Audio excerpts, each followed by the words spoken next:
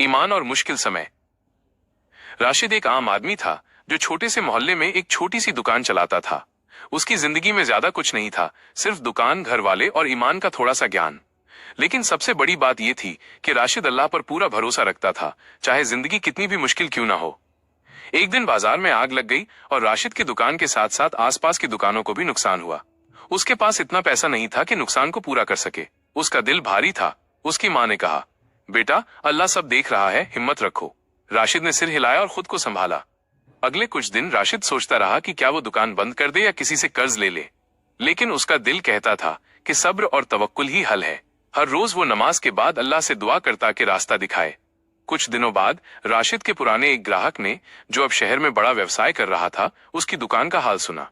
उसने राशिद से संपर्क किया और थोड़ी निवेश राशि दी ताकि राशिद का व्यवसाय फिर से शुरू हो सके। राशिद ने ये कर्ज नहीं लिया, बल्कि इसे अल्लाह की रहमत समझकर शुक्रिया अदा किया और पूरा भुगतान करने का प्लान बनाया। राशिद का सब्र और ईमान रंग लाया। उसकी दुकान केवल वापस नहीं आई, बल्कि और भी लोग उसके पास आने लगे, क्योंकि वो हमेशा मुस्कुराता और ईमानदारी से काम करता था। उसने देखा कि जब इंसान ईमान और अल्लाह पर भरोसा करता है तो मुश्किल समय में भी एक रोशनी मिलती है जो सिर्फ सब्र और तवक्कुल से समझ आती है।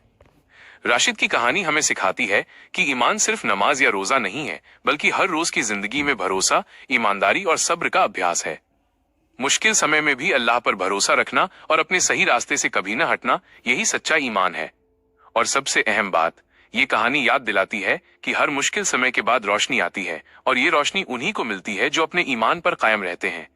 राशिद की जिंदगी की सबसे बड़ी जीत यही थी कि उसने अपने ईमान को नहीं छोड़ा और उसका सब्र उसके लिए बरकत बन गया।